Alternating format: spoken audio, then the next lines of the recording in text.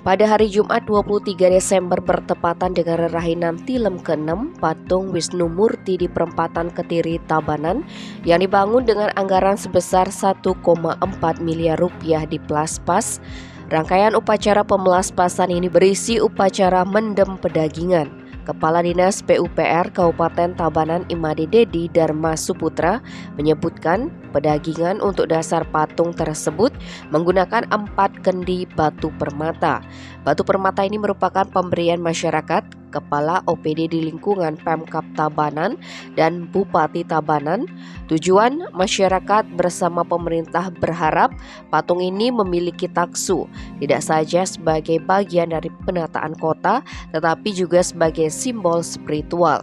Batu permata yang dipendam diantaranya berjenis mirah atau rubi, serta batu mulia lainnya.